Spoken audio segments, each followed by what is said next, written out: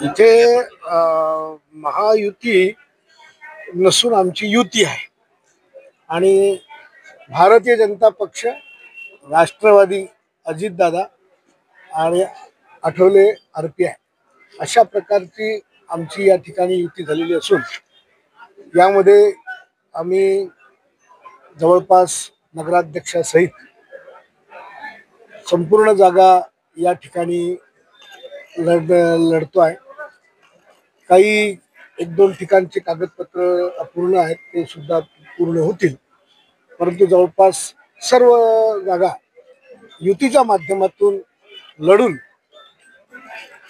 भारतीय जनता पक्ष, राष्ट्रवादी आठवले गटाचा झेंडा हा नगरपालिकेवर निश्चितपणे फडकेल आणि भयमुक्त आणि भ्रष्टाचारमुक्त नगरपालिकेसाठी, समाज निर्मितीसाठी बुलढाण्यातील शुद्ध जनता ही निश्चितपणे या युतीच्या पाठीशी खंबीरपणे उभी राहील, हा मला या ठिकाणी विश्वास आहे। या युतीचा आजचा बुलढाणा नगराध्यक्षपदी उमेदवार कोण?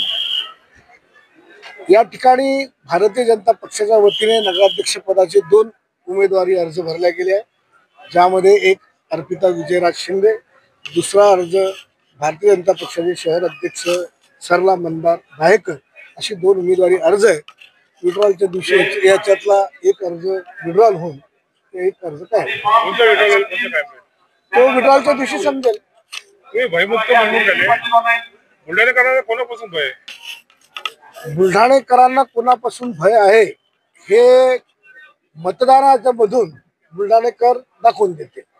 बुलढाण्यामध्ये जे काही युती झालेली आहे ती जिल्हाभरात आहे की जिल्ह्यात अनेक ठिकाणी महायुती असणार आहे? मी पूर्वीही आपल्याला सांगितलंय की बुलढाणा जिल्हा भारतीय जनता पक्षच नव्हे तर महाराष्ट्र प्रदेश भारतीय जनता पक्ष, अजितदादा असतील, एकनाथ शिंदे असतील, आमचे मुख्यमंत्री देवेंद्र फडणवीस साहेब असतील, या सर्वांनी स्थानिक पातळ्यांवरती अधिकार दिले होते आणि स्थानिक पातळीवर त्या ठिकाणी ज्याच्याशी ज्याचं जुळलं त्या ठिकाणी जुळून निवडणुका लढवाव्या, नाही जुळलं तर स्वतंत्र लढवाव्या, अशा प्रकारच्या ज्या सूचना होत्या त्या पद्धतीने आम्ही सगळे अधिकार स्थानिक पातळीवरती दिलेले होते आणि त्यानुसार जिथे जिथे ज्यांचं जुळलं त्या ठिकाणी युती झाली। कुठे स्वबळावरती आहे, कुठे महायुती झाली।